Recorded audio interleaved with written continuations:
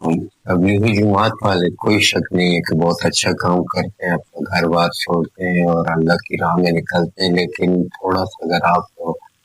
غور کریں قرآن شریف پہ تو یہ آیات آپ کے سامنے چل رہی ہے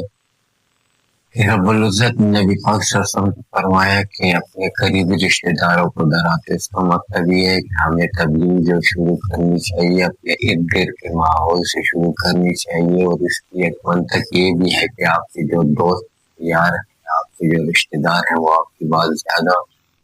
غور سے اور توجہ سے سنتے ہیں، نہ کہ یہ کہ آپ سیالکوٹ چلے جائیں، کراچی چلے جائیں، وہاں انجانے لوگوں کو تبلیغ شروع کر دیں۔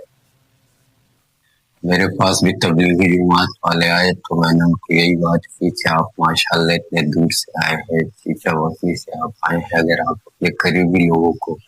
نصیحت کرتے ہیں، وہاں بھی بہت بے نمازی ہوں گے،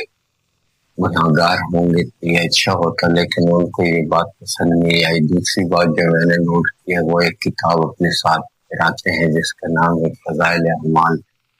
اب یہ فضائل اعمال جو ہے وہ یہ اپنے ساتھ گھماتے ہیں، اس میں بہت ہی ضعیف احادیث ہیں اور بعض اوقات ایسے بیانات ہیں اس میں کہ جو آپ کو صراط مستقیم سے ہٹا دیں گی۔ انہیں یہ چاہیے کہ وہ اپنے ساتھ قرآن شریف کو پھراتے ہیں، اس کے ساتھ تشریح کے لیے حدیث بخاری، لیکن افسوس ہے کہ یہ کتاب یہ اپنے ساتھ کے طور پر گھماتے ہیں، جس میں کچھ اچھی باتیں نہیں لکھی ہوئی۔ اللہ تعالی ہم سب کو ہدایت دے، آمین۔